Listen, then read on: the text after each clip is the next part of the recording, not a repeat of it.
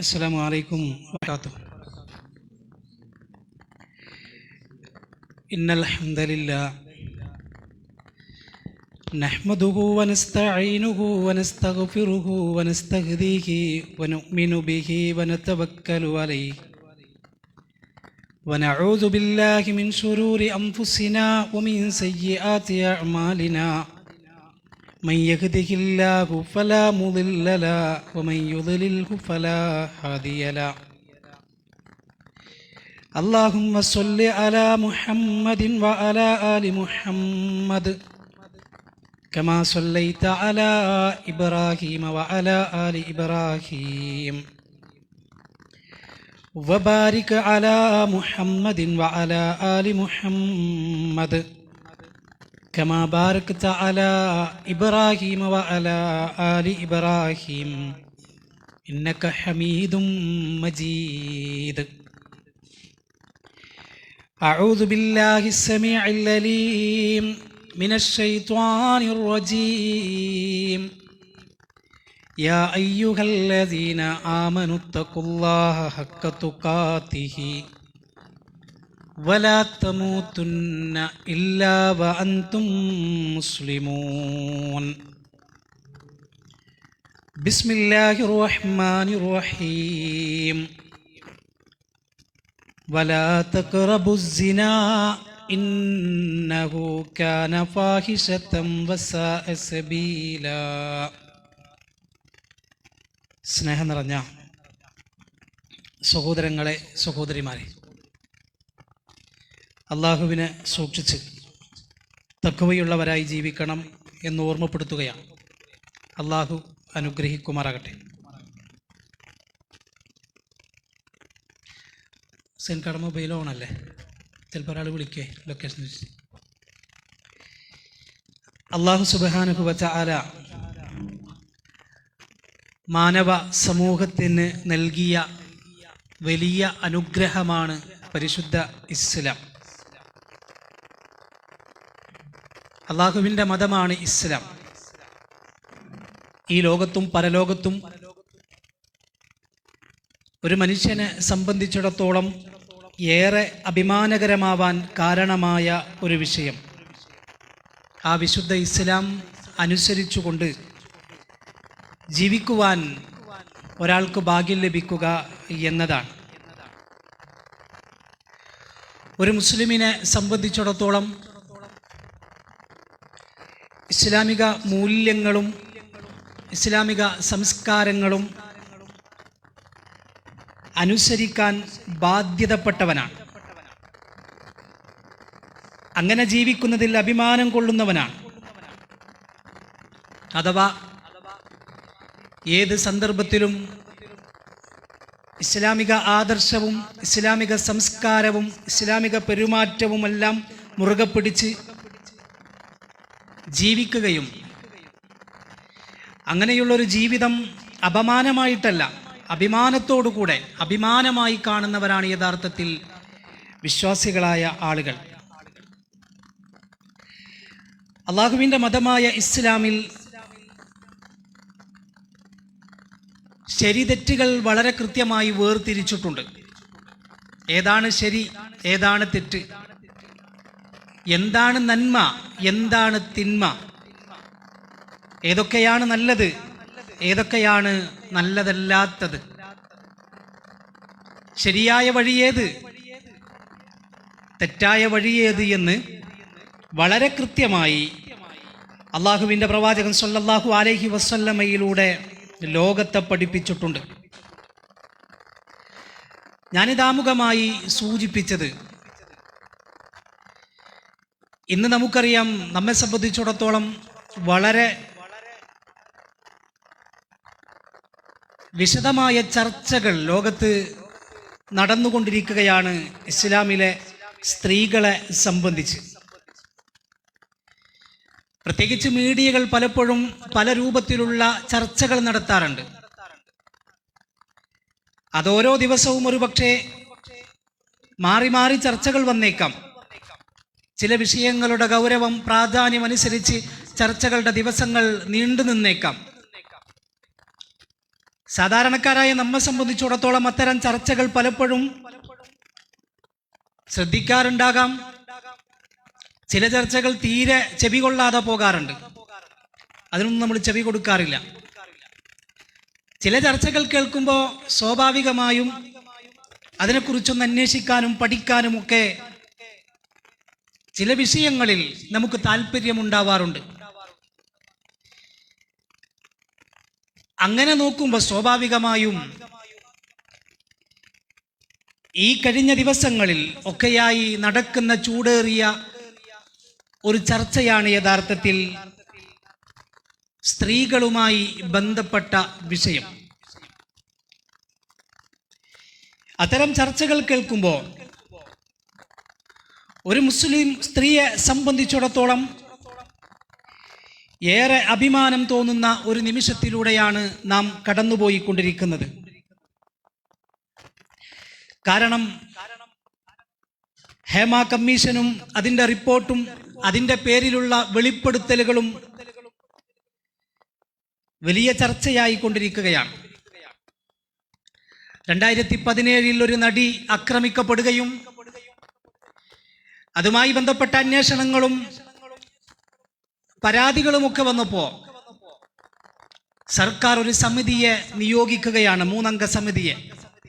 ആ മേഖലയിലുള്ള പ്രശ്നങ്ങളും പ്രയാസങ്ങളൊക്കെ എന്തൊക്കെയാണെന്ന് പഠിക്കാനും വിശദമായ റിപ്പോർട്ട് സമർപ്പിക്കുവാനും വേണ്ടി ഒരു 3 അംഗ സമിതിയെ നിയോഗിക്കുകയാണ്. ആ 3 അംഗ സമിതി നമ്മൾ മനസ്സിലാക്കിയതുപോലെ ആ മേഖലയിലെ ഏകദേശം ആളുകളെയൊക്കെ, നടിമാരെ, നടന്മാരെ എല്ലാവരെയും വിളിച്ചു, ഓരോരുത്തരെ വിളിച്ചു. എന്നിട്ട് അവരോട് കാര്യങ്ങൾ അന്വേഷിച്ചു, ചോദിച്ചു, പ്രശ്നങ്ങൾ എന്താണ് പ്രയാസങ്ങൾ. അങ്ങനെയുള്ള പ്രശ്നങ്ങളും പ്രയാസങ്ങളും ഒക്കെ പഠിക്കുകയും അവസാനം അവരൊരു റിപ്പോർട്ട് സമർപ്പിക്കുകയും ചെയ്തു. അതിനാണ് ഹേമ കമ്മീഷൻ എന്നോ ഹേമ കമ്മിറ്റി റിപ്പോർട്ട് എന്നൊക്കെ സാധാരണ മീഡിയകളിലൂടെ നാം കണ്ടുകൊണ്ടിരിക്കുന്നതും ചർച്ചയായി കൊണ്ടിരിക്കുന്നതും. യഥാർത്ഥത്തിൽ റിപ്പോർട്ട് പുറത്തു വന്ന അന്നു മുതൽ നടക്കുന്ന പ്രശ്നം, കോലാഹലങ്ങൾ ഒക്കെ നമ്മൾ കാണുകയാണ്. വലിയ വലിയ മനുഷ്യന്മാരെന്ന് നമ്മൾ കണ്ടിരുന്ന, മനസ്സിലാക്കിയിരുന്ന ആളുകൾ, അവരുടെ പ്രതിമകളൊക്കെ തകർന്നു വീഴുകയാണ്. അവരുടെ ജീവിതത്തിൻ്റെ പിന്നാമ്പുറങ്ങളെ വലിച്ചു കീറുന്ന പല കാഴ്ചകളും പല റിപ്പോർട്ടുകളും നമ്മൾ കണ്ടുകൊണ്ടിരിക്കുകയാണ്. ജോലിക്ക് പകരം ശരീരം.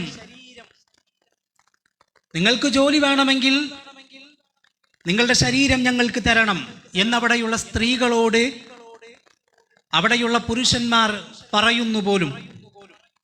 ഞങ്ങളുടെ ഇഷ്ടങ്ങൾക്ക് വഴങ്ങണമെന്നും ഞങ്ങളുടെ ആഗ്രഹ പൂർത്തീകരണത്തിന് നിങ്ങൾ നിൽക്കണമെന്നും ആ മേഖലയിലുള്ള സ്ത്രീകളോട് പറയുന്നു എന്നാണ് ആ റിപ്പോർട്ടിൽ നമുക്ക് വായിക്കാൻ കഴിയുന്നത്. നമ്മൾ മനസ്സിലാക്കണം, എവിടെയാണോ സ്ത്രീകൾക്ക് എല്ലാം ലഭിക്കുന്നു എന്ന് അവകാശപ്പെട്ടിരുന്നത്, എവിടെയാണോ സ്ത്രീകൾക്കെല്ലാം ഫ്രീഡമുണ്ട് എന്ന് വാദിച്ചിരുന്നത്, അതേ മേഖലയിലാണ് യഥാർത്ഥത്തിൽ ഇന്ന് സുരക്ഷയില്ല, ചൂഷണം ചെയ്യപ്പെടുന്നു, പ്രയാസപ്പെടുന്നു, ഞങ്ങൾക്ക് തുല്യമായ വേതനം കിട്ടുന്നില്ല, ഞങ്ങളെ ഉപദ്രവിക്കുന്നു, അവിടെ പുരുഷാധിപത്യമാണ് എന്നൊക്കെയുള്ള പല പരാതികളും പറഞ്ഞ് കരച്ചിലുകൾ നാം കേൾക്കുന്നത്. കരയുകയാണ്, ഞങ്ങൾ ആക്രമിക്കുകയാണ്, ഞങ്ങൾ പീഡിപ്പിക്കപ്പെടുകയാണ്, ഞങ്ങളുടെ ശരീരമാണ് അവർക്ക് ആവശ്യം, തുറന്നു പറയുകയാണ്. നമ്മൾ വായിച്ചതാണ്, കേട്ടതാണ്. ആരാണ് ഈ പറയുന്നത്? ആരാണ് ഈ പറയുന്നത്? ആണും പെണ്ണും ഒരുപോലെയാണെന്നും തുല്യമായ അവകാശങ്ങൾ ഞങ്ങൾക്ക് വേണമെന്നും എന്തിനാ ഞങ്ങൾക്കിടയിൽ വേർതിരിവ് എന്ന് ചോദിച്ച് തെരുവിലേക്ക് ഇറങ്ങുന്നവരുടെ കൂട്ടായ്മയാണ് യഥാർത്ഥത്തിൽ ഈ ചോദ്യങ്ങളും ഈ കരച്ചിലുകളും നടത്തുന്നത്. കിതാബിലെ പെണ്ണ് എന്നൊരു നാടകത്തിന്റെ ചർച്ച യഥാർത്ഥത്തിൽ നമ്മളൊക്കെ കണ്ടതാണ്. ഇസ്ലാമിനെ പരിഹസിക്കാൻ, ഇസ്ലാമിനെ പ്രതിക്കൂട്ടിൽ നിർത്താൻ ഏത് കാലത്തും ഇസ്ലാമിന്റെ ശത്രുക്കൾ ഓരോ വിഷയങ്ങൾ കൊണ്ടുവരാറുണ്ട്. അതിലേറ്റവും പ്രധാനപ്പെട്ട ഒരു വിഷയമാണ് ഇസ്ലാമിലെ സ്ത്രീ സ്വാതന്ത്ര്യം. അവിടെയാണ് കിതാബിലെ പെണ്ണ് എന്ന നാടകവുമായി ബന്ധപ്പെട്ട ചർച്ചകൾ നമ്മൾ കണ്ടത്. സ്വവർഗരതിക്കും സ്വവർഗാനുരാഗത്തിനും പ്രോത്സാഹനം നൽകുന്ന അത്തരത്തിലുള്ള മെസ്സേജുകൾ ചെറുപ്പക്കാർക്കും പുതിയ തലമുറക്കും നൽകുന്ന സിനിമകൾ, അതുമായി ബന്ധപ്പെട്ട സജീവമായ ചർച്ചകൾ കഴിഞ്ഞിട്ടില്ല. എന്തിനാണ് ഹോസ്റ്റൽ റൂമുകളിൽ വ്യത്യസ്തമായ ഇരിപ്പിടങ്ങൾ? ആൺകുട്ടികൾക്കും പെൺകുട്ടികൾക്കും എന്താ ഒരു റൂമിൽ താമസിച്ചാൽ പ്രശ്നം? ഞങ്ങൾക്കെന്താ ഒരുമിച്ചിരുന്നാൽ, ഞങ്ങൾക്കെന്താ ചേർന്നിരുന്നാൽ? അത് പാടില്ലെന്ന് പറഞ്ഞവർക്ക് മുമ്പിൽ വന്ന് ആൺകുട്ടിയുടെ മടിയിൽ പെൺകുട്ടികളും പെൺകുട്ടിയുടെ മടിയിൽ ആൺകുട്ടികളും കയറിയിരുന്ന് നമ്മൾ കണ്ടതും കേട്ടതുപോലെ മൈ ബോഡി മൈ ചോയ്സ് എന്ന ക്യാമ്പയിൻ നടത്തി. എൻ്റെ ശരീരം അതെൻ്റെ അവകാശമാണ്, എനിക്കിഷ്ടമുള്ളതുപോലെ ഞാൻ ചെയ്യും, എനിക്കിഷ്ടമുള്ളതുപോലെ ഞാൻ പ്രദർശിപ്പിക്കും, അതെൻ്റെ അവകാശമാണ്, എൻ്റെ സ്വാതന്ത്ര്യമാണ്. എൻ്റെ ഇഷ്ടത്തിനും എൻ്റെ സ്വാതന്ത്ര്യത്തിനും കൈകടത്താൻ നിങ്ങളാര് എന്ന് ചോദിച്ചവരാണ് യഥാർത്ഥത്തിൽ ഇത്തരത്തിലുള്ള കരച്ചിലുകൾ നടത്തുന്നത്. ഇവിടെ സഹോദരങ്ങളെ നമ്മൾ മനസ്സിലാക്കണം, നമ്മൾ തിരിച്ചറിയേണ്ട ഒരു കാര്യം, സിനിമയുടെ പിന്നാമ്പുറങ്ങളിൽ നടക്കുന്ന കാഴ്ചകളും അല്ലെങ്കിൽ അവിടുത്തെ പ്രശ്നങ്ങളുമൊക്കെ സാധാരണ പലപ്പോഴായി മീഡിയകളിലൂടെ കാണുകയും കേൾക്കുകയും ചെയ്യുന്നവരാണ് നമ്മളൊക്കെ. യഥാർത്ഥത്തിൽ ഇവരെന്താണ് പ്രതീക്ഷിച്ചത്? ഈ സിനിമാ മേഖലയിൽ എന്തൊരു മെസ്സേജാണോ ഇവർ സമൂഹത്തിന് നൽകുന്നത്, അതാണ് ഇന്നവർ അനുഭവിച്ചു കൊണ്ടിരിക്കുന്നത്.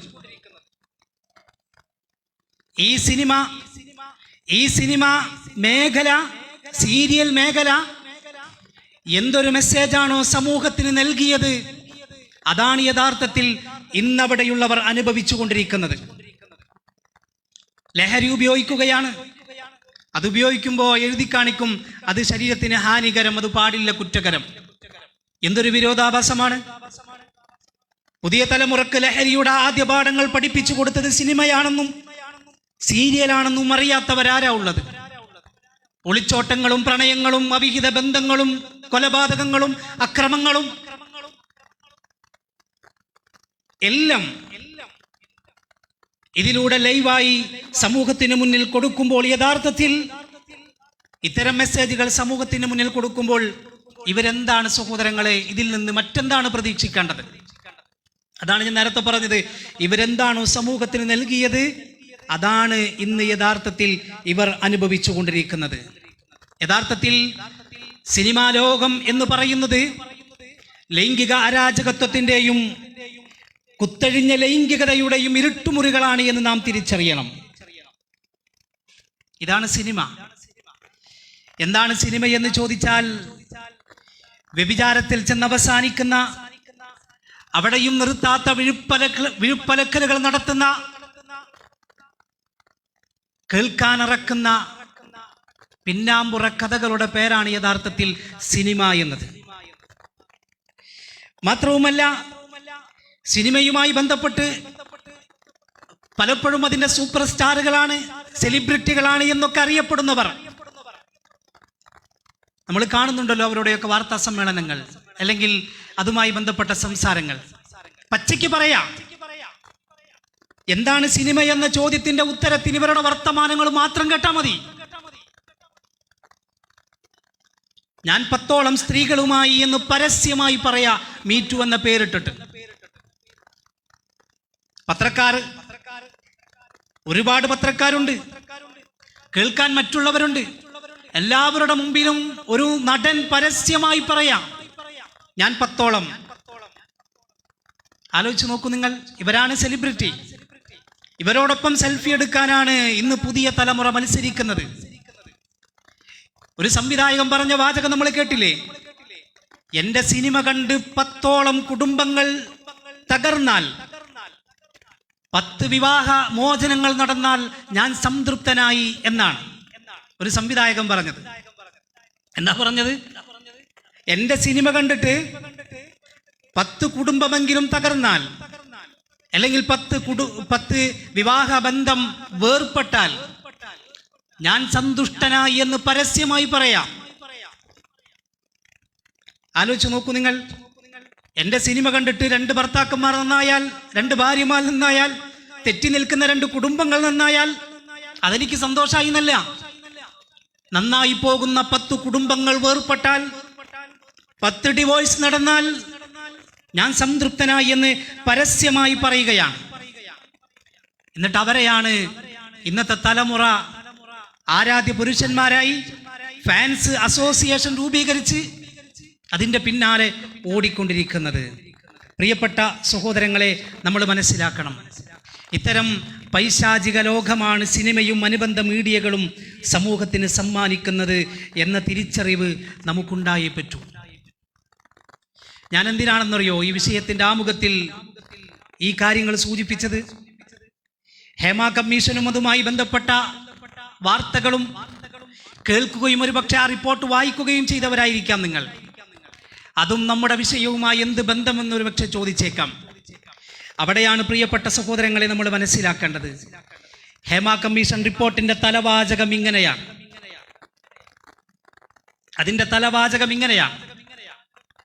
അതിന്റെ ആമുഖം ഇങ്ങനെയാണ്. ആദ്യത്തെ പാരഗ്രാഫിൽ നക്ഷത്രങ്ങൾക്ക് തിളക്കമില്ല, ചന്ദ്രന് ഭംഗിയുമില്ല എന്നാണ്. പിന്നെ എന്തായിരിക്കും അതിൻ്റെ ബാക്കിയുള്ളടക്കം എന്ന് ഞാൻ പ്രത്യേകിച്ച് വിശദീകരിക്കേണ്ടതില്ലല്ലോ. എന്താണ് ഈ പറഞ്ഞത്? സമൂഹത്തോട് ഈ സിനിമാ മേഖലയെക്കുറിച്ച് പഠിച്ച്, അതിൻ്റെ പിന്നിലെ ആളുകളെ കുറിച്ച് പഠിച്ച്, അവിടുത്തെ പ്രവർത്തനങ്ങളെ കുറിച്ച് പഠിച്ച്, ഒരു റിട്ടയേർഡ് ജസ്റ്റിസ്, അതേപോലെ തന്നെ ഒരു മുൻകാല 10-60 വർഷത്തോളം ഈ ഫീൽഡിൽ സജീവമായി നിൽക്കുന്ന ഒരു നടി, അതേപോലെ തന്നെ ഒരു IAS ഉദ്യോഗസ്ഥ, ഈ 3 അംഗ സമിതി പഠിച്ച് ഔദ്യോഗിക രൂപത്തിൽ സംസ്ഥാന സർക്കാരിന് സമർപ്പിച്ച റിപ്പോർട്ടിന്റെ ആദ്യത്തെ പാരഗ്രാഫിൽ നമുക്ക് വായിക്കാൻ കഴിയുന്നത് നക്ഷത്രങ്ങൾക്ക് തിളക്കമില്ല, ചന്ദ്രന് ഭംഗിയുമില്ല എന്നാണ്. ആലോചിച്ച് നോക്കൂ നിങ്ങൾ. നിങ്ങൾ കാണുന്നതല്ല സിനിമ. നിങ്ങൾ വലിയ താരപരിവേഷം നൽകി അവരോടൊരു സമയത്തിന്, അവരോടൊപ്പമുള്ളൊരു സെൽഫിക്ക്, അവരോടൊപ്പമുള്ളൊരു സമയത്തിനൊക്കെ വേണ്ടി നിങ്ങൾ മത്സരിക്കുന്നില്ലേ? യഥാർത്ഥത്തിൽ ഇതല്ല അവർ. നിങ്ങൾ കാണുന്നവരല്ല അവർ. നല്ല ഭർത്താക്കന്മാരായി, നല്ല ആങ്ങളമാരായി, നല്ല കൂട്ടുകാരനായി, നല്ല അയൽക്കാരനായി, നല്ല പിതാവായി ഒക്കെ സ്ക്രീനിൽ അവർ വരുന്നുണ്ട്. പക്ഷെ അവരുടെ ജീവിതം അതല്ല. അതിൻ്റെ പിന്നിൽ അങ്ങനെയല്ല എന്ന് സമൂഹത്തോട് വളരെ കൃത്യമായി ഇങ്ങനെയുള്ള സൂചനകൾ നൽകിക്കൊണ്ടാണ് ഈ റിപ്പോർട്ട് ആരംഭിക്കുന്നത് തന്നെ. ഞാൻ പറഞ്ഞല്ലോ, അതിൽ ചില ഭാഗങ്ങൾ നമ്മൾ മനസ്സിലാക്കിയേ പറ്റൂ. ആ റിപ്പോർട്ടുമായി ബന്ധപ്പെട്ട ചില കാര്യങ്ങൾ, അതിൽ പറഞ്ഞ ചില കാര്യങ്ങൾ നമ്മൾ മനസ്സിലാക്കിയേ പറ്റൂ. എന്തിനാണെന്നറിയോ? അതെനിക്ക് പിന്നീട് മനസ്സിലാവും ഞാൻ പറയുമ്പോൾ. എന്താണ് ഇസ്ലാം 1400 വർഷങ്ങൾക്ക് മുമ്പ് ലോകത്തോട് സ്ത്രീകളുടെ സുരക്ഷയ്ക്കായി പറഞ്ഞത്? അതേ കാര്യം ഒരുപക്ഷെ വാചകത്തിൽ ഒരുപക്ഷെ അങ്ങോട്ടും ഇങ്ങോട്ടൊക്കെ മാറ്റങ്ങൾ ഉണ്ടായേക്കാം. അതേ ആശയം ഞാൻ പറഞ്ഞല്ലോ. 10-60 വർഷക്കാലത്തോളം ഈ സിനിമാ ഫീൽഡിലുള്ള സജീവമായി നിൽക്കുന്ന ഒരു നടി, ഞാൻ ആ നടിയുടെ പേരൊന്നും പറയുന്നില്ല, ഇനിയൊരു പക്ഷെ എപ്പോഴെങ്കിലും സംസാരത്തിൽ വന്നുപോയേക്കാം, മനഃപൂർവ്വം അത് പറയാതിരിക്കാൻ. ആ നടി നൽകിയ റിപ്പോർട്ടിന്റെ ആദ്യത്തെ ഭാഗത്ത് നമുക്ക് കാണാൻ കഴിയും. അവിടുത്തെ പ്രശ്നം പറയാണ്, സിനിമാ ഫീൽഡിലെ പ്രശ്നം സ്ത്രീക്ക് സുരക്ഷിതമായി വസ്ത്രം മാറാനുള്ള സൗകര്യങ്ങളുടെ അഭാവം അവിടെയുണ്ട് എന്നാണ്. ആണുങ്ങളും പെണ്ണുങ്ങളും എല്ലാവരും ഒരുമിച്ച് നിൽക്കുന്ന സ്ഥലത്ത് ഓരോ സമയങ്ങൾക്കും അവർക്ക് ഡ്രസ്സ് ചേഞ്ച് ചെയ്യണം. പക്ഷേ ഡ്രസ്സ് ചേഞ്ച് ചെയ്യണമെങ്കിൽ അവർക്കൊരു മറ വേണ്ടേ? അവർക്കൊരു സൗകര്യം വേണ്ടേ? ഇല്ല, അങ്ങനെയൊന്നില്ല എന്നാണ്. പലപ്പോഴും അത്തരം പ്രയാസങ്ങൾ അവർ അവിടെ അനുഭവിക്കുന്നുണ്ട്. അതുകൊണ്ട് അവർക്കൊരു മറ നിർബന്ധമാണ് എന്ന് ആ റിപ്പോർട്ടിന്റെ ആദ്യത്തിൽ ആ നടി പറയുകയാണ്. രണ്ടാമത്തെ കാര്യം ഇങ്ങനെയാണ്, ലൈംഗിക അതിക്രമം വർദ്ധിക്കുന്നു എന്നതാണ്. അഡ്ജസ്റ്റ്മെന്റും കോംപ്രമൈസും വാതിലിൽ മുട്ടുന്നതും സാധാരണയായി നമ്മൾ കേട്ടതാണ്. എന്നിട്ട് അവരിങ്ങനെ കുറെ കാര്യങ്ങൾ പറയുന്നുണ്ട്. ഇന്ന് നമ്മുടെ സമൂഹത്തിൽ പാശ്ചാത്യൻ സംസ്കാരത്തിന്റെ സ്വാധീനം വളരെ കൂടുതലാണ്. ഇതാരാ പറയുന്നു ആലോചിക്കണം. നിങ്ങള് ഇതാരാ പറയുന്ന ആലോചിക്കണം. ഇവർക്കിത് പറയാനുള്ള ധാർമ്മികമായ അവകാശം ഉണ്ടോ ഇല്ലെന്നുള്ളത് വേറെ കാര്യം. പക്ഷേ ഇവര് സമൂഹത്തോട് പറയാണ്, ഇന്ന് ലൈംഗിക അതിക്രമം വർദ്ധിക്കുന്നു. ഇന്ന് നമ്മുടെ സമൂഹത്തിൽ പാശ്ചാത്യ അഥവാ പടിഞ്ഞാറൻ സംസ്കാരം, വെസ്റ്റേൺ കൾച്ചർ ഇന്ന് നമ്മുടെ സമൂഹത്തിലേക്ക്, നമ്മിലേക്ക് വളരെ വ്യാപകമായി കടന്നു വന്നിരിക്കുന്നു എന്നതാണ്. മൂന്നാമത്തെ കാര്യം എന്തെന്നറിയോ? ഈ ഇൻഡസ്ട്രിയിലെ പലരും, ബ്രേക്കറ്റിലെ സ്ത്രീകൾ എന്ന് പറഞ്ഞാൽ വളരെ കൃത്യമായി ബ്രേക്കറ്റിൽ അവർ എഴുതാണ്. എന്നിട്ട് പറയാ അവർ വസ്ത്രം ധരിക്കുന്ന രീതി ശരിയല്ല എന്നാണ്. ആലോചിച്ച് നോക്കൂ നിങ്ങൾ. മറച്ചു വെക്കുന്നതിനേക്കാൾ കൂടുതൽ അവരുടെ ശരീരഭാഗങ്ങൾ തുറന്നു കാട്ടുന്നു എന്ന്. ഞാനതിൽ ചില ഭാഗങ്ങൾ മാത്രം ഒന്ന് പെട്ടെന്ന് മനസ്സിലാകാൻ വേണ്ടി ഒന്ന് കാണിക്കുന്നു എന്നേ ഉള്ളൂ. ആലോചിച്ച് നോക്കൂ നിങ്ങൾ. എന്താണ് എങ്ങനെ സ്ത്രീകൾ ആക്രമിക്കപ്പെടാനും, സ്ത്രീകൾ പീഡിപ്പിക്കപ്പെടാനും, സ്ത്രീകൾക്ക് സുരക്ഷിതത്വം നഷ്ടപ്പെടാനും കാരണം എന്ന് പഠിച്ച് മനസ്സിലാക്കി ഔദ്യോഗികമായി തയ്യാറാക്കി സമർപ്പിച്ച റിപ്പോർട്ടിൽ അവർ പറയാണ്, സ്ത്രീകൾ വസ്ത്രം ധരിക്കുന്ന രീതി ശരിയല്ല. മറച്ചു വെക്കുന്നതിനേക്കാൾ കൂടുതൽ അവരുടെ ശരീരഭാഗങ്ങൾ അവർ തുറന്നു കാണിക്കുന്നു. നാലാമത്തെ കാര്യം ഇതാണ്, അടിസ്ഥാന സൗകര്യങ്ങളുടെ അഭാവം എന്നാണ്. സിനിമാ മേഖലയിൽ ഇന്ന് സ്ത്രീകൾ അനുഭവിക്കുന്ന ഒരു വലിയ പ്രശ്നം ടോയ്ലറ്റ് ആണെന്നാ. സ്ത്രീകൾക്കും പുരുഷന്മാർക്കും വേറെ വേറെ ടോയ്ലറ്റുകൾ പല സൈറ്റിലും ഇല്ല എന്നാണ് അവർ പറയുന്നത്. ഇത് വായിച്ചപ്പോൾ മനസ്സിലേക്ക് വന്നത് 2 മാസമായിട്ടില്ല നമ്മുടെ നാട്ടിൽ എന്തിനാ ആൺകുട്ടികൾക്കും പെൺകുട്ടികൾക്കും സെപ്പറേറ്റ് ടോയ്ലറ്റ് എന്ന് ചോദിച്ച് സമരം ചെയ്തിട്ട് 2 മാസമായിട്ടില്ല. ആൺകുട്ടികൾക്കും പെൺകുട്ടികൾക്കും സെപ്പറേറ്റ് ടോയ്ലറ്റ് വേണമെന്ന് പറഞ്ഞ് ചർച്ച ചെയ്തല്ല.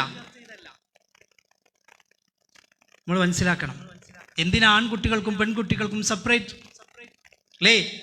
അങ്ങനെ സെപ്പറേറ്റ് വേണമെന്ന് പറഞ്ഞാൽ അവൻ തീവ്രവാദിയാണ്. നിങ്ങൾ ചെയ്യുന്നത് ശരിയല്ല മക്കളെ എന്ന് പറഞ്ഞാൽ അവർ തീവ്രവാദിയാണ്. അവർ കാട്ടറബികളുടെ സംസ്കാരം സ്വീകരിച്ചവരാണ്. അവർ കാലം തിരിയാത്തവരാണ് അല്ലേ? അങ്ങനെയൊക്കെ പറയുകയും അങ്ങനെയൊക്കെ പ്രചരിപ്പിക്കുകയും ചെയ്ത ആളുകൾ ഇന്ന് സമൂഹത്തോട് വിളിച്ചു പറയുകയാണ്, സ്ത്രീകൾ ആക്രമിക്കപ്പെടുന്നു, ചൂഷണം ചെയ്യപ്പെടുന്നു, പ്രയാസപ്പെടുന്നു. അതിൻ്റെ കാരണങ്ങൾ ഇന്നതൊക്കെയാണ്, അതിന് ഇന്ന പരിഹാരമാണ് വേണ്ടത് എന്ന് അവർ സമൂഹത്തോട് പറയാണ്. ഇവിടെ സഹോദരങ്ങളെ, ഇത് കേൾക്കുമ്പോൾ, അതാണ് ഞാൻ തുടക്കത്തിൽ പറഞ്ഞത്, ഇത്തരം ചർച്ചകൾ കേൾക്കുമ്പോൾ, ഇത്തരം റിപ്പോർട്ടുകൾ വായിക്കുമ്പോൾ നമ്മെ സംബന്ധിച്ചിടത്തോളം നമ്മുടെ മനസ്സിനൊരാനന്ദം തോന്നുകയാണ്. ഞാൻ പറഞ്ഞല്ലോ, ഇസ്ലാമിക സംസ്കാരം, ഇസ്ലാമിക മൂല്യങ്ങൾ, ഇസ്ലാമിക ആദർശം അത് തന്നെയാണ് ശരി എന്ന് മനസ്സിലാക്കി മുറുകെ പിടിച്ച് ജീവിക്കുന്നവർക്ക് അഭിമാനത്തോടുകൂടി പറയാം, ഇസ്ലാമാണ് ശരി, ഇസ്ലാമിക സംസ്കാരം എന്ന തന്നെയാണ് ശരി. അള്ളാഹുവിന്റെ മതമായ ഇസ്ലാം ഇന്നലെ പറഞ്ഞതും ഇന്ന് പറഞ്ഞതും നാളെ പറയുന്നതും ഒന്ന് തന്നെയാണ്, അത് തന്നെയാണ് ശരി. നമുക്ക് സന്തോഷിക്കാനും അഭിമാനിക്കാനും സഹോദരങ്ങളെ നമുക്ക് സാധിക്കും എന്നുള്ളതാണ്.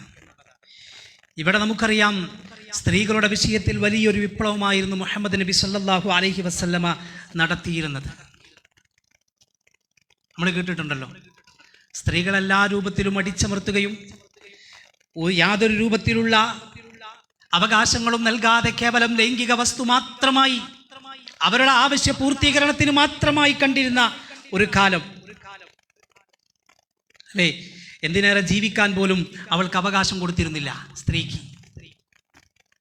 ഭാര്യ പ്രഗ്നന്റായി പ്രസവ സമയമായാൽ ഒഴിഞ്ഞ പ്രദേശത്തേക്ക് അവർ പോകുമെന്നാണ്.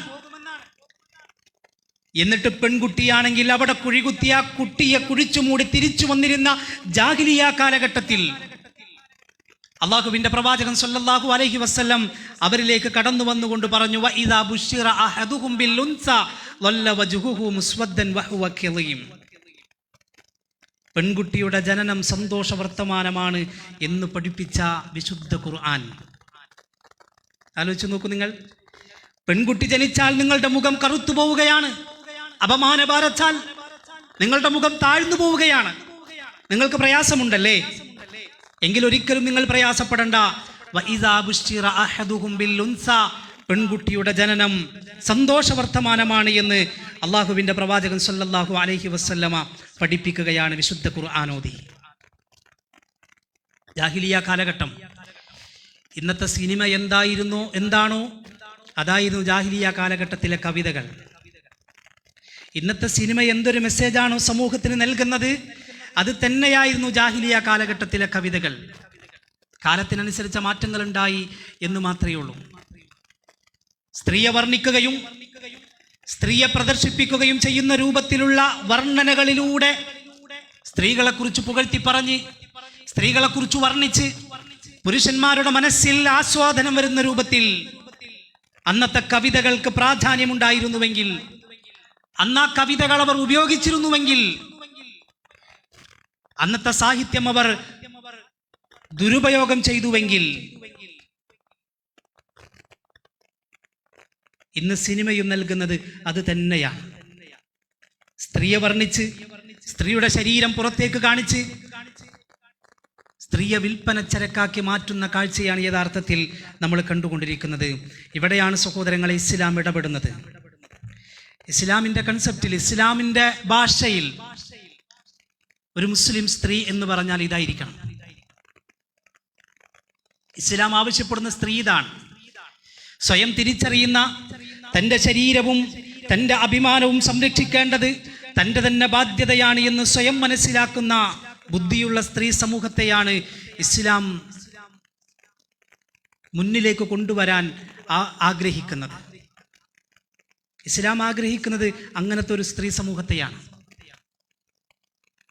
സ്വയം തിരിച്ചറിയാൻ കഴിയണം. എൻ്റെ ശരീരം അതേതെങ്കിലും അന്യപുരുഷന്മാർക്ക് കൊത്തിവലിക്കാനുള്ളതല്ല, അതിനവകാശപ്പെട്ടവരുണ്ട്.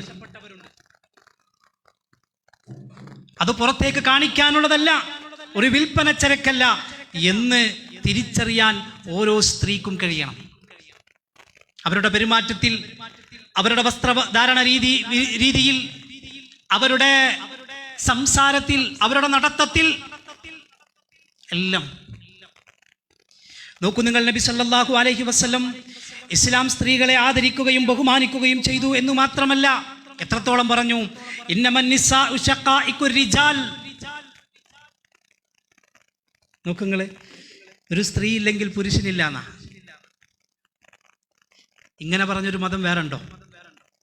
ഇസ്ലാമിന് മുൻപോ ശേഷമോ ഇങ്ങനെ ഒരു മതം പറഞ്ഞിട്ടുണ്ടോ? നോക്കൂ നിങ്ങൾ. അള്ളാഹുവിൻ്റെ പ്രവാചകൻ സല്ലല്ലാഹു അലൈഹി വസല്ലം പറയുന്നുണ്ട്, പെൺകുഞ്ഞ് സമ്മാനമാണ്. ഒരു പെൺകുഞ്ഞ് സമ്മാനമാണ്. പിറന്നു വീഴുന്നത് മുതൽ അവളുടെ ഓരോ ഘട്ടത്തിലും അവളെ ആദരിക്കുകയും അവളെ ബഹുമാനിക്കുകയും അവളെ സംരക്ഷിക്കുകയും ചെയ്ത മതം ഇസ്ലാം അല്ലാതെ മറ്റേതുണ്ട്? ഞാൻ പറഞ്ഞല്ലോ, പെൺകുഞ്ഞിന്റെ ജനനം സന്തോഷ വർത്തമാനമാണ് എന്ന് വിശുദ്ധ ഖുർആൻ. ഒരാൾക്ക് 3 പെൺമക്കളുണ്ടായി. ആ 3 പെൺമക്കളെ നല്ല രൂപത്തിൽ വളർത്തുകയും എന്നിട്ട് മതബോധമുള്ള ഒരുത്തനെ കണ്ടെത്തി ആ മക്കളെ അവർക്ക് അനുയോജ്യരായവർക്ക് നിക്കാഹ് ചെയ്ത് കൊടുക്കുകയും ചെയ്താൽ അക്കാരണം കൊണ്ട് നരകത്തിൽ നിന്ന് മറയായി നിൽക്കും ആ ഉമ്മക്കും ഉപ്പക്കുമെന്ന് അള്ളാഹുവിൻ്റെ റസൂൽ സല്ലല്ലാഹു അലൈഹി വസല്ലം. മറ്റൊരു ഹദീസിൽ കാണാം 2 പെൺമക്കൾ ഉണ്ടായാൽ, വേറൊരു ഹദീസിൽ കാണാം ഒരു പെൺകുട്ടി ഉണ്ടായാൽ. ആലോചിച്ച് നോക്കൂ നിങ്ങൾ. പെൺകുട്ടിയിലൂടെ സ്വർഗം, പെൺകുട്ടിയിലൂടെ നരകം നിഷിദ്ധമാക്കുന്ന അവസ്ഥ, നരകത്തിൽ നിന്നും മറയിടപ്പെടുന്നൊരവസ്ഥ. ഇനി അവൾ ഭാര്യയായാൽ ആ ഭാര്യയോട് ഏറ്റവും നന്നായി പെരുമാറുന്നവനാണ് നിങ്ങളിൽ ഏറ്റവും നല്ലവൻ എന്ന് ലോകത്തോട് പറഞ്ഞ പ്രവാചകൻ സല്ലല്ലാഹു അലൈഹി വസല്ലം. ഖിയാറുക്കും ഖിയാറുക്കും ലിനിസാഇഹിം, നിങ്ങളിൽ ഏറ്റവും നല്ലവൻ, നിങ്ങളിൽ ഏറ്റവും നല്ലവൻ നിങ്ങളുടെ ഇണകളോട് നന്നായി പെരുമാറുന്നവനാ. നാട്ടുകാരെല്ലാവരും നിങ്ങളെക്കുറിച്ച് നല്ലത് പറഞ്ഞാലും, നാട്ടുകാരെല്ലാവരും നിങ്ങളെ പുകഴ്ത്തി പറഞ്ഞാലും, നിങ്ങളുടെ ഇണ നിങ്ങളെക്കുറിച്ച് മോശമായി പറഞ്ഞാൽ അവിടെ തീർന്നു, എല്ലാം അവിടെ തീർന്നു. ഉപ്പയേക്കാൾ കടപ്പാട് ഉമ്മയോടാണ് എന്ന് പഠിപ്പിച്ച മതം. അള്ളാഹുവിന്റെ പ്രവാചകൻ സല്ലല്ലാഹു അലൈഹി വസല്ലമിന്റെ മുന്നിലേക്ക് ഒരാൾ കടന്നു വന്ന് ചോദിച്ചില്ല, അള്ളാഹുവിന്റെ റസൂലേ, ആരോടാണ് കടപ്പാട് കൂടുതൽ? 3 തവണ ഉമ്മയും 4ാമതായി വാപ്പയെയും എന്ന് പഠിപ്പിച്ച മതം. അൽമർഅതു റാഇയത്തുൻ അലാ ബൈതി സൗജിഹാ, കുടുംബത്തിന്റെ ഭരണാധികാരി അത് വീട്ടിലെ പെണ്ണാണെന്ന് പഠിപ്പിച്ച മതം മുഹമ്മദ് മുസ്തഫ സല്ലല്ലാഹു അലൈഹി വസല്ലം. നമ്മൾ തിരിച്ചറിയണം, ഇങ്ങനെ സ്ത്രീകളെ ആദരിക്കുകയും ബഹുമാനിക്കുകയും അവർക്ക് പരിഗണന കൊടുക്കുകയും ഒരു വേള ഇപ്പറഞ്ഞ രൂപത്തിൽ അവരോട് മാന്യമായി പെരുമാറിയിട്ടില്ല എങ്കിൽ നാളെ അള്ളാഹുവിങ്കൽ അതിശക്തമായ ശിക്ഷ അനുഭവിക്കേണ്ടി വരും എന്ന് പുരുഷന്മാരോട് താക്കീത് ചെയ്യുകയും ചെയ്ത മതം അതാണ് ഇസ്ലാം. ഇതാണ് ഇസ്ലാമിലെ സ്ത്രീ. ആലോചിച്ച് നോക്കൂ നിങ്ങൾ, ഇത്രമാത്രം സ്ത്രീയെ ആദരിക്കുകയും ബഹുമാനിക്കുകയും സംരക്ഷിക്കുകയും സുരക്ഷിതത്വം നൽകുകയും ചെയ്ത മതം വേറെ ഏതുണ്ട്? എന്നിട്ടും ഇസ്ലാം പ്രതിക്കൂട്ടിലാണ്. ഇസ്ലാം തെറ്റിദ്ധരിപ്പിക്കുകയാണ് ഇസ്ലാമിനെ. സ്ത്രീയെ പർദ്ദക്കുള്ളിലേക്ക് തളച്ചു. സ്ത്രീക്ക് സ്വാതന്ത്ര്യം നൽകുന്നില്ല, സ്ത്രീകൾക്ക് അവകാശം നൽകുന്നില്ല. നമ്മൾ മനസ്സിലാക്കണം സഹോദരങ്ങളെ, ഇവിടെയാണ് ഇസ്ലാം മുന്നോട്ട് വെക്കുന്ന ഒരു വളരെ കൃത്യമായ ഒരു ജീവിത രീതിയുണ്ട്. ആ ജീവിത രീതി നമ്മൾ മനസ്സിലാക്കിയേ പറ്റൂ. ഇസ്ലാം നിശ്ചയിച്ചിട്ടുള്ള ജീവിത രീതിയാണ്. ഞാൻ പറഞ്ഞല്ലോ, ഇസ്ലാമിക സംസ്കാരം, ഇസ്ലാമിലെ പെരുമാറ്റം, മാന്യമായ രൂപത്തിലുള്ള പെരുമാറ്റങ്ങൾ, സുരക്ഷ, അഭിമാനം, ഇതൊക്കെ വളരെ പ്രധാനപ്പെട്ടതാണ്. ഒരാളുടെ അഭിമാനം, ഒരാളുടെ രക്തം, ഒരാളുടെ സമ്പത്ത് ഒരിക്കലും ഹനിക്കാൻ പാടില്ല.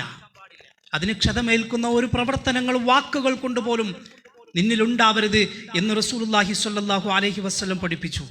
നോക്കൂ നിങ്ങൾ, വളരെ കൃത്യമായ നിർദ്ദേശങ്ങളും നിബന്ധനകളും. എന്തിനാ പല ആളുകളും പറയാറുണ്ട് ഇതൊക്കെ കേൾക്കുമ്പോൾ, എന്തിനാ ഇങ്ങനെയൊക്കെ വല്ലാത്ത കുടുസായിട്ട്? കുടുസതാർക്കാ തോന്നാന്നറിയോ? ഇസ്ലാമിൻ്റെ നിയമങ്ങളെക്കുറിച്ച് മനസ്സിലാക്കി അതിലൂടെ പരലോകം ആഗ്രഹിക്കുന്ന ഒരാൾക്കും ഇസ്ലാമിൻ്റെ നിയമങ്ങളെ കുടുസായി അനുഭവപ്പെടൂല. ഇല്ല, 100% സത്യമാണ്. ഇസ്ലാം ഒരിക്കലും പ്രയാസമല്ല. അദ്ദീനു യുസുർ. ദീൻ എന്ന് പറഞ്ഞാൽ എളുപ്പമാണ്.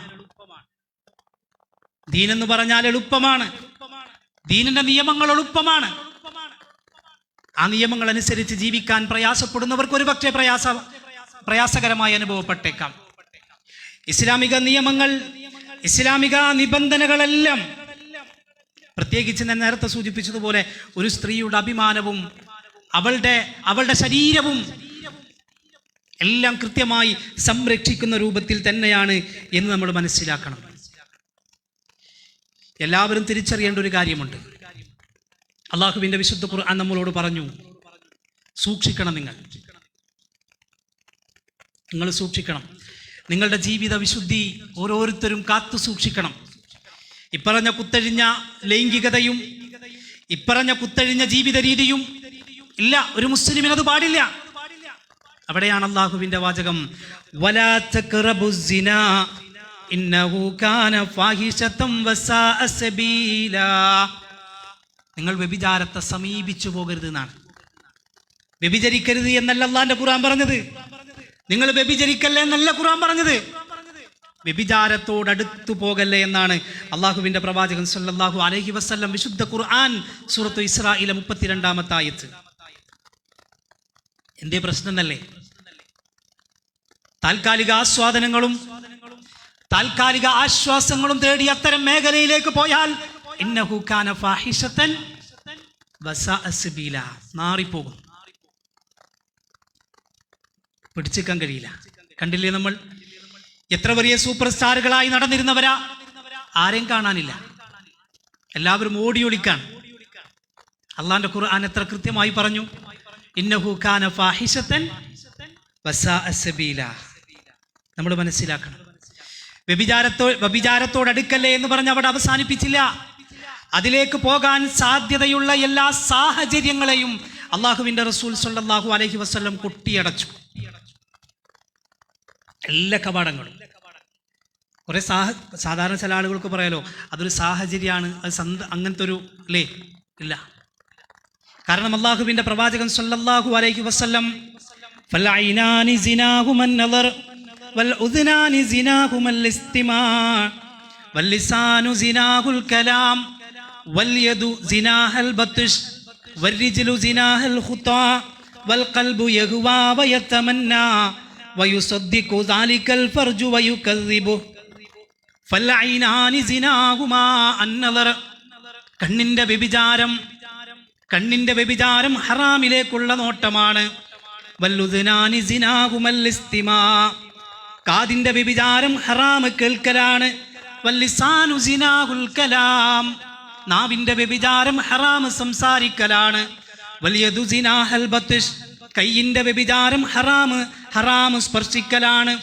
വൽരിജ്ലു സിനാഹൽ ഖുത്വാ, കാലിന്റെ വ്യഭിചാരം ഹറാമിലേക്ക് നടന്നെടുക്കലാണ്. വൽ ഖൽബ് യഹ്വാ വയതമന്നാ, മനുഷ്യ മനസ്സും വ്യഭിചരിക്കുമെന്ന അത്തരം ആഗ്രഹങ്ങൾ, അത്തരം ചിന്തകള് അതെല്ലാം മനസ്സിന്റെ കൽബിന്റെ വ്യഭിചാരമാണെന്നും അങ്ങനെയെല്ലാം എല്ലാ സാഹചര്യങ്ങളും ഒത്തുവന്നാൽ വയുസദ്ദിഖു ദാലികൽ ഫർജു വയുകദ്ദിബ്, ഒന്നുകിൽ അവൻ വ്യഭിചരിക്കും അല്ലെങ്കിൽ അവൻ രക്ഷപ്പെട്ടു പോകും. അല്ലാഹുവിൻ്റെ റസൂൽ സല്ലല്ലാഹു അലൈഹി വസല്ലമ പറയാം. നോക്കൂ നിങ്ങൾ, സിനിമയും സീരിയലുമായി ബന്ധപ്പെടുന്ന ഒരാൾക്ക് ഇപ്പറഞ്ഞ വ്യഭിചാരത്തിൽ നിന്ന് മാറി നിൽക്കാൻ കഴിയുമോ? ഇല്ലല്ലോ. സിനിമയും സീരിയലുമായി ബന്ധപ്പെടുന്ന ഒരാൾക്ക് ഇപ്പറഞ്ഞ അവയവങ്ങൾ പരലോകത്ത് അല്ലാഹുവിന്റെ കോടതിയിൽ ചോദ്യം ചെയ്യൂലേ? ഇല്ലേ? കയ്യനോട് ചോദിക്കൂലേ? എന്താ മറുപടി പറയാ? സിനിമയും സീരിയലുമായി ബന്ധപ്പെടുന്നവർക്ക് ഇതിൽ നിന്ന് മാറി നിൽക്കാൻ കഴിയില്ല എന്നാണ്. നോട്ടം, കേൾവി, സംസാരം, സ്പർശനം, നടത്തം, ചിന്ത, ഇതൊക്കെ ഒന്നിച്ചു വന്നാൽ മനുഷ്യന്റെ ലൈംഗികാവയവം തിന്മയിലേക്ക്, വ്യഭിചാരത്തിലേക്ക് കൊണ്ടുപോകും എന്ന് റസൂലുള്ളാഹി സ്വല്ലല്ലാഹു അലൈഹി വസല്ലമ പറയാം. നോക്കൂ നിങ്ങൾ, ഇതൊക്കെ ആ പറഞ്ഞ ഫീൽഡിൽ പാലിക്കാൻ കഴിയുമോ? ഇല്ലല്ലോ. അവിടെയെല്ലാം ലൈവല്ലേ സഹോദരങ്ങളെ, ഒരു മറയില്ലല്ലോ, എല്ലാം പരസ്യല്ലേ. അത് കാണുന്ന കണ്ണ് വ്യഭിചരിക്കല്ലേ, കൊഞ്ചിക്കുഴയുന്ന സംസാരങ്ങൾ കേൾക്കുന്ന കാതുകൾ വ്യഭിചരിക്കല്ലേ അല്ലേ? അല്ലാഹുവിന്റെ പ്രവാചകൻ സല്ലല്ലാഹു അലൈഹി വസല്ലം പറയുന്നുണ്ട് ഒരു കാലത്തെക്കുറിച്ച്, ലാ തഖൂമുസ്സാഅ ഹത്താ യതസാഫദു ഫിത്ത്വരീഖി തസാഫുദൽ ഹമീർ. ഖിയാമത്ത് സംഭവിക്കുകയേ ഇല്ല, കഴുതകൾ ഇണചേരുന്നത് പോലെ മനുഷ്യന്മാർ ഇണചേരുന്ന ഒരു കാലം വരും. കഴുതകൾ ഇണചേരുന്നത് പോലെ മനുഷ്യന്മാർ ഇണചേരുന്ന ഒരു കാലം വരും. അന്നായിരിക്കും ഖിയാമത്ത്. സ്വഹാബികൾ ചോദിക്കുകയാണ്, ഇന്ന ദാലിക ലകായിനുൻ യാ റസൂലല്ലാഹ്, അല്ലാഹുവിന്റെ പ്രവാചകരെ അങ്ങനെ സംഭവിക്കുമോ? ആരാ ചോദിക്കണത്? സ്വഹാബത്ത് ചോദിക്കാം, അങ്ങനെ സംഭവിക്കുമെന്ന്.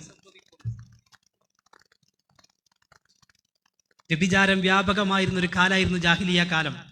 പക്ഷെ അന്നത്തെ ചരിത്രം വായിച്ചവർക്കറിയാം, വ്യഭിചാരം വ്യാപകമായിരുന്നിട്ട് കൂടി പരസ്യമായി വ്യഭിചാരത്തിൽ ഏർപ്പെടാൻ അവർക്ക് ലജ്ജയായിരുന്നു. ആലോചിച്ച് നോക്കൂ നിങ്ങൾ, വ്യഭിചാരം വ്യാപകമായിരുന്ന ഒരു സമൂഹത്തിൽ പരസ്യമായി വ്യഭിചരിക്കാൻ ലജ്ജ കാണിച്ചിരുന്ന ജാഹിലിയ കാലം. അതുകൊണ്ട് സ്വഹാബത്ത് ചോദിച്ച, ഇന്ന ദാലിക ലകായിനു യാ റസൂലല്ലാഹ്, ബുദ്ധിയില്ലാത്ത കഴുത, ബന്ധം നോക്കണ്ട, മറ നോക്കണ്ട, നാണമില്ലാത്ത, അതൊന്നും നോക്കേണ്ടതില്ലാത്ത കഴുതകൾ ഇണചേരുന്നത് പോലെ ബുദ്ധിയുള്ള, ബന്ധം നോക്കേണ്ട, മറ വേണ്ട മനുഷ്യൻ, അങ്ങനത്തെ അത്തരം അധപ്പതനത്തിലേക്ക് പോകൂ റസൂലേ? എന്താ റസൂലുള്ളാഹിന്റെ മറുപടി? നഅം, അതെ. അവിടെ അവസാനിപ്പിച്ചാൽ മതിയായിരുന്നു, പക്ഷെ അവിടെ അവസാനിപ്പിച്ചില്ല. അടുത്ത വാചകം എന്താ? ലയകൂനന്ന, അങ്ങനെ സംഭവിക്കുക തന്നെ ചെയ്യും, അങ്ങനെ സംഭവിക്കുക തന്നെ ചെയ്യും. സംഭവിച്ചില്ലേ എന്ന് അല്ലേ?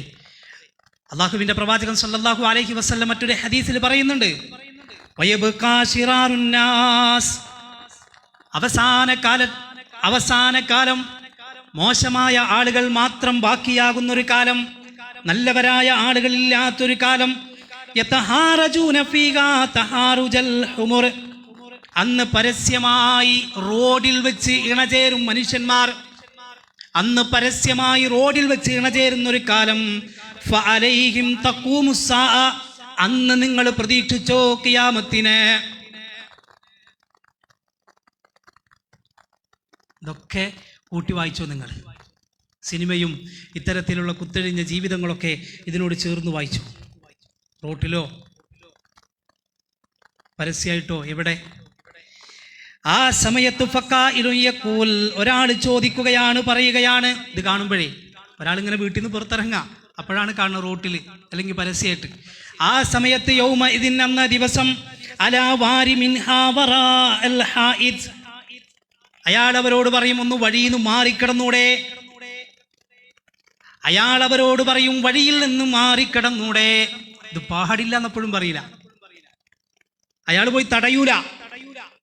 ഇന്ന് പിന്നെ ഉണ്ടല്ലോ മക്കളിത് മോശമാണെന്ന് പറയാനെങ്കിൽ ചിലപ്പോൾ ആരെങ്കിലുമൊക്കെ വരുമല്ലോ, എന്നാൽ അതിനും ആളുണ്ടാവൂല. മോശമാണെന്ന് പറയാൻ ആളില്ലാത്ത കാലം, തടയാൻ ആളില്ലാത്ത കാലം. അന്ന് വഴിയിൽ നിന്ന് മാറിക്കിടക്കിനപ്പുറത്ത് പോയി ചെയ്യണം നിങ്ങളുടെ തോന്യാസം എന്ന് പറയുന്നവരുണ്ടല്ലോ, അവരാണ് ഫഹുവ യൗമഇദിൻ ഫീഹിം മിസ്ലു അബീ ബക്കറിൻ വ ഉമറ ഫീക്കും, അവരായിരിക്കും നിങ്ങളിലെ ഉമറും അബൂബക്കറും, അവരായിരിക്കും നിങ്ങളിലെ ഉമറും അബൂബക്കറും. ആര്? വഴിയിൽ നിന്ന് മാറിക്കിടന്നിട്ട് നിങ്ങളെ തോന്നിയാസം ചെയ്തൂടെ എന്ന് ചോദിക്കുന്നവർ. നോക്കൂ നിങ്ങൾ, അള്ളാഹുവിൻ്റെ പ്രവാചകൻ സല്ലല്ലാഹു അലൈഹി വസല്ലം, എല്ലാം ലൈസൻസ് ആയില്ലേ സഹോദരങ്ങളെ? എല്ലാം ലൈസൻസാണ്. യസ്തഹില്ലൂനൽ ഹിറ ലയകൂനന്ന മിൻ ഉമ്മത്തി അഖ്വാമുൻ യസ്തഹില്ലൂനൽ ഹിറ. വ്യഭിചാരത്തിന് ലൈസൻസ് കൊടുക്കുന്നൊരു കാലം വരുമെന്ന് മുഹമ്മദ് നബി സല്ലല്ലാഹു അലൈഹി വസല്ലം ഞങ്ങളോട് പറയണ്ടല്ലോ. എവിടെയായാലും ആലോചിച്ച് നോക്കൂ നിങ്ങൾ. ഇതൊക്കെ സഹോദരങ്ങളെ നബി സല്ലല്ലാഹു അലൈഹി വസല്ലം വളരെ കൃത്യമായി നമ്മളെ പഠിപ്പിക്കുകയാണ്. നമ്മൾ തിരിച്ചറിയണം, നമ്മൾ മനസ്സിലാക്കണം. എന്തിനാ ഇതൊക്കെ പറഞ്ഞെന്നറിയോ? ഇസ്ലാമിനെ സംബന്ധിച്ചിടത്തോളം നേരത്തെ പറഞ്ഞ സംസ്കാരവും അതിൻ്റെ മാന്യതയും അതിൻ്റെ ജീവിത രീതിയും ഒക്കെ കൃത്യമാണ്. ആ റൂട്ടിൽ പോകണം. നിങ്ങൾക്കറിയാലോ, 3 സന്ദർഭങ്ങളിൽ ഉമ്മയുടെ ഉപ്പയുടെ ബെഡ്റൂമിലേക്ക് അല്ലെങ്കിൽ റൂമിലേക്ക് സമ്മതം കൂടാതെ പ്രായപൂർത്തിയായ മക്കൾക്ക് പ്രവേശനമില്ല. ഇസ്ലാമിൽ അങ്ങനെയാണ്. ഖുർആനിൽ 10 വയസ്സ് കഴിഞ്ഞ കുട്ടികൾക്ക് സ്വന്തം ഉമ്മയുടെ ഉപ്പയുടെ റൂമിലേക്ക് പെർമിഷൻ വേണം 3 സമയങ്ങളിൽ. മിൻ ഖബലി സ്വലാത്തിൽ ഫജ്ർ വഹീന തലഊന സിയാബകും മിനൽ ളഹീറ വമിൻ ബഅദി സ്വലാത്തിൽ ഇശാ. ഏതാണ് 3 സമയം? 1 സുബഹിക്ക് മുൻപാണ്, 2 ഉച്ചയുറക്കത്തിന്റെ സമയമാണ്, 3-ാമത്തെ സമയം ഇശാ നമസ്കാരത്തിന്റെ ശേഷമാണ്. എന്തേ കാരണം അറിയോ? സലാസു ഔറാത്തിൽക്കും, അത് 3 സ്വകാര്യ സന്ദർഭങ്ങളാണ്. അതിന് മക്കൾ സാക്ഷിയായിക്കൂടാ. പക്ഷേ ഉമ്മയും ഉപ്പയും പ്രായപൂർത്തിയായ മക്കളും കാണുന്നത് എന്താ കാണുന്നത്? പിന്നെങ്ങനെ ആ ഉമ്മയെ ആ മക്കൾ ബഹുമാനിക്കും? ആ വാപ്പയെ മക്കൾ എങ്ങനെ അനുസരിക്കും? ആ വാപ്പയുടെ മുഖത്തേക്ക് ബഹുമാനത്തോടു കൂടെ പിന്നെങ്ങനെ ആ മക്കൾ നോക്കും? എന്നിട്ട് കരയാ ഉമ്മയും ഉപ്പയൊക്കെ അല്ലേ? ആ വീട്ടിലെങ്ങനെ അള്ളാന്റെ ബറക്കത്തിറങ്ങും സഹോദരങ്ങളെ? ആ വീട്ടിലെങ്ങനെ പടച്ച റബ്ബിന്റെ കാരുണ്യമിറങ്ങും? നമ്മൾ ആലോചിച്ചിട്ടുണ്ടോ?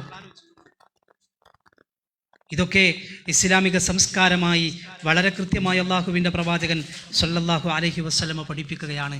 ഈ നിയമങ്ങൾ ഒരു മുസ്ലിമിനെ സംബന്ധിച്ചിടത്തോളം തീർച്ചയായും പഠിച്ചേ പറ്റൂ. ഇസ്ലാമിക സംസ്കാരം അതാണ്, ഇസ്ലാമിക നിയമങ്ങൾ അതാണ്. ആ നിയമങ്ങൾ കാറ്റിൽ പറത്താനല്ല, നമ്മുടെ കുടുംബങ്ങളിൽ ഇത്തരം പ്രയാസങ്ങളും കരച്ചിലുകളും ഇല്ലാതിരിക്കാനാ നമ്മൾ ശ്രദ്ധിക്കേണ്ടത്.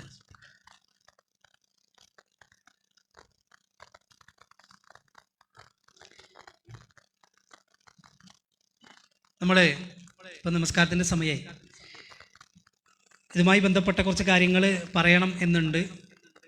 നിങ്ങൾക്ക് ഓക്കെ ആണെങ്കിൽ മാത്രം. ഇശാ നമസ്കരിച്ചിട്ട് ഭക്ഷണം ഉണ്ടെന്ന് പറഞ്ഞിട്ടുണ്ട്.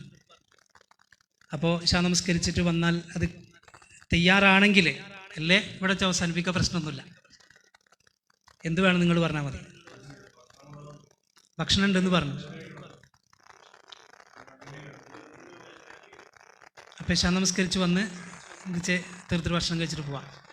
വലിയ വലിയ തിരക്കുള്ളവർക്ക് പോകാം കേട്ടോ, ഇൻഷാ അല്ലാ. ഏതായിരുന്നാലും ഒരു വിഷയം നമ്മൾ പഠിക്കുകയാണല്ലോ. ആ പഠിക്കുമ്പോൾ നമ്മൾ എന്ത് ചെയ്യണം? കുറച്ച് സമയം അതിനു വേണ്ടി ആണ് ഞാൻ പറഞ്ഞത്. വലിയ തിരക്കുള്ളവർക്ക് പോകാമെന്ന് പറഞ്ഞതാണ്. നമ്മളൊരു വിഷയം തയ്യാറാക്കി അവതരിപ്പിക്കുമ്പോൾ അത് കേൾക്കുമ്പോൾ അതിൻ്റെ ഒരു പൂർണ്ണത വേണ്ടേ? അള്ളാഹു അനുഗ്രഹിക്കുമാറാകട്ടെ. സുബ്ഹാനക അല്ലാഹുമ്മ ബിഹംദിക അഷ്ഹദു അല്ലാ ഇലാഹ ഇല്ലാ